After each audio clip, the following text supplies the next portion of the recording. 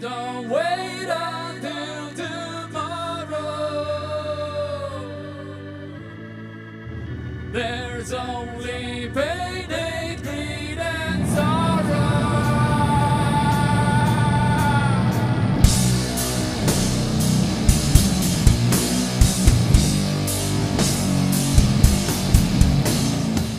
Yeah, great.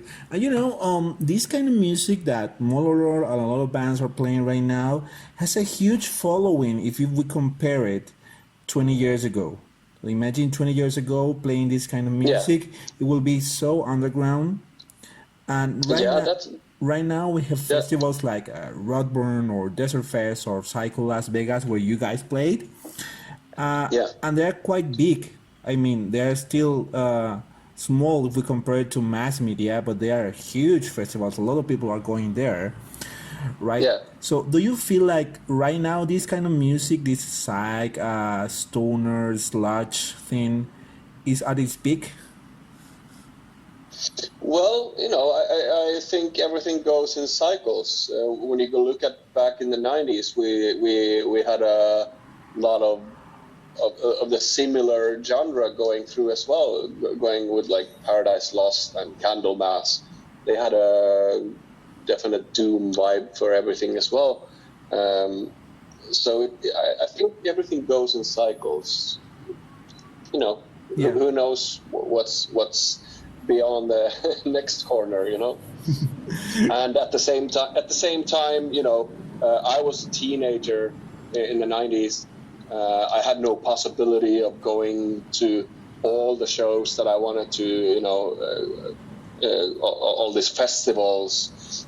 So now that generation is grown up and sort of like running their own stuff, and so now we have a new generation of listeners into the whole genre. So it's of course growing.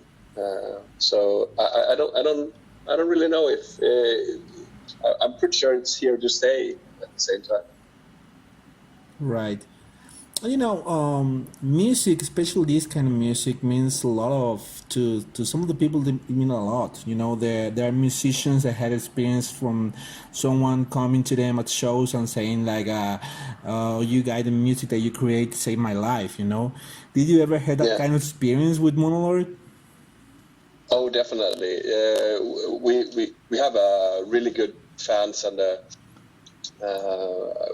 we hear the most touching stories all around the world. People contacting us that it helps them go through stuff in their lives. And it's the same for me as an individual. When I've been going through situations in my life, I've had some other music that has helped me through life and problems. So yeah, it's very touching to get into contact with people like this. Good. Yeah, well, I read that Thomas recently joined this Big Sending Nowhere, this huge project with all these dudes from the stoner scene, and he's doing his collaboration there. So, were you also invited there, or to some similar project where you reunite a lot of musicians playing in the same style? There's always ideas popping up here and there. I haven't really had the chance to own my time to that yet right now. Yeah. And Thomas knows Bob from Fu Manchu in a certain level, so it was very kind of like a natural way from him to be a part of that as well. So that's pretty cool. Good. So there are 6 songs on this No Comfort album. They are still long songs. So did the Discography Relapse Records have any special ideas about how to promote this album that they ask you if you want to do it?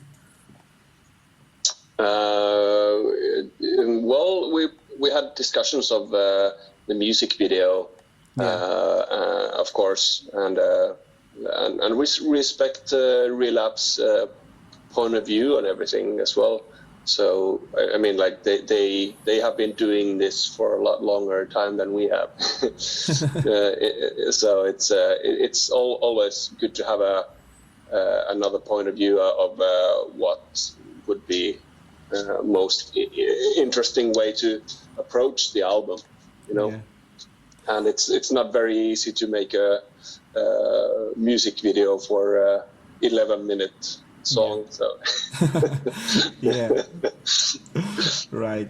So last time I saw you here in Malaga, actually, you were on the tour with Calabar, right?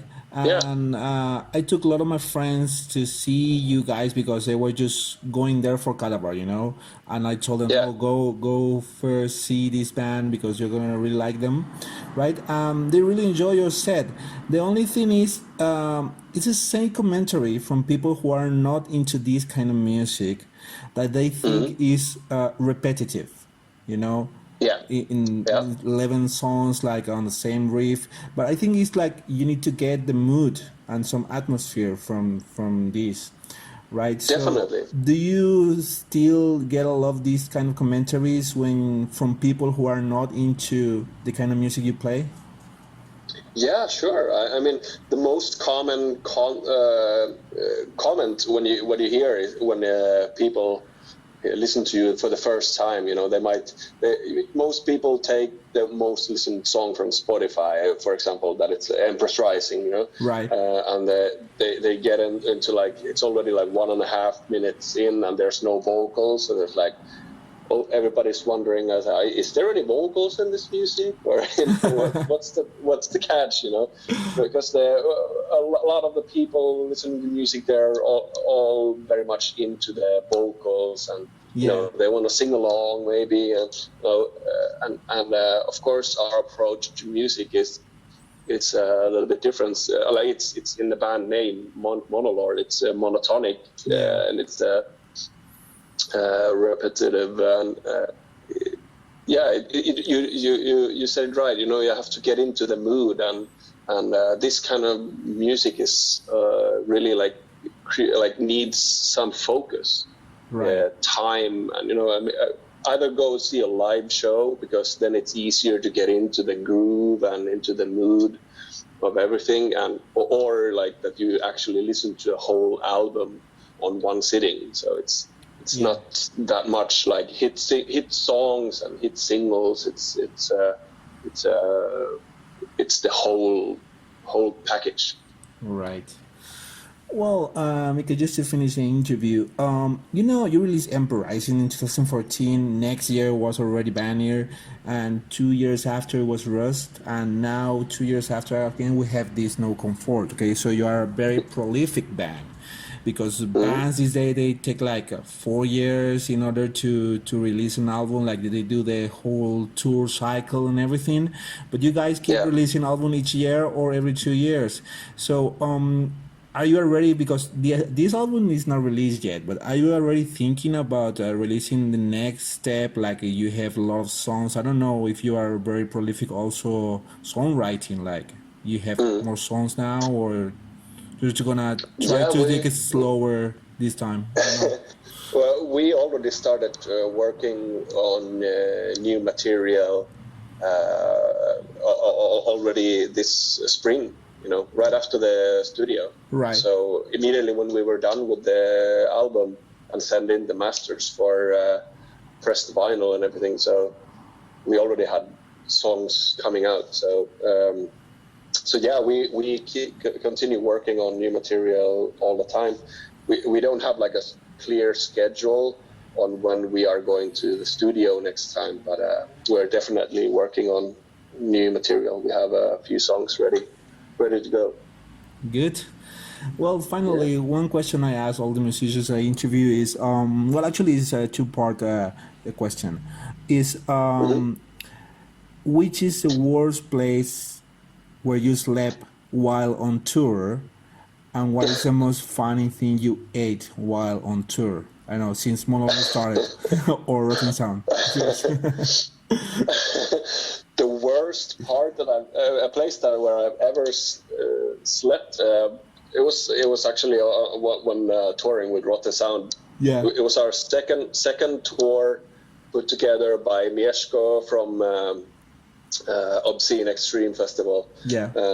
He's an amazing guy. I like him a lot. But we played in Berlin, and for some reason the place where we were supposed to stay didn't work anymore. So we had a really big hurry to find a new place. So the promoter found some fan, which was like dead drunk. And he's like, yeah, come on all over, everybody, to my place.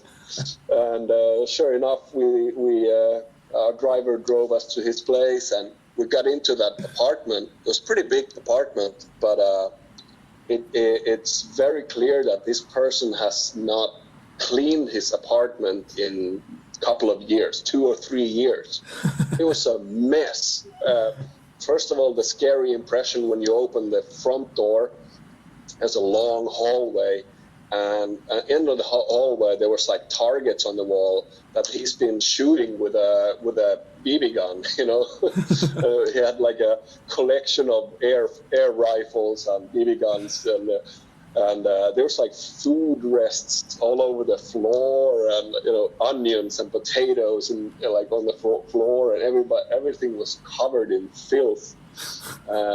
I chose to sleep in the car, but those that did sleep at his place didn't really have that good of an experience. So one of the one of the guys woke up in the middle of the night because the person owning the apartment puked on his chest.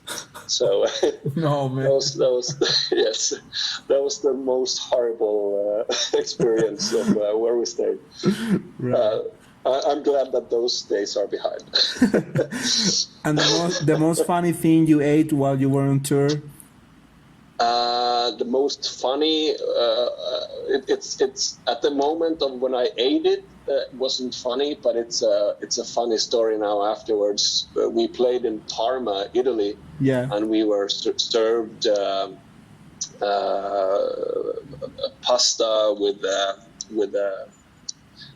some kind of a sauce, and it was like a cold pasta dish.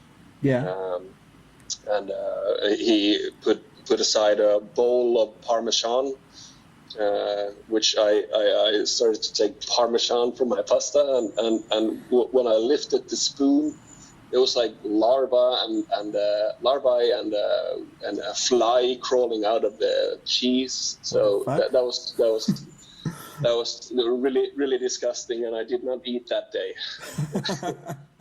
but it's a funny story now afterwards.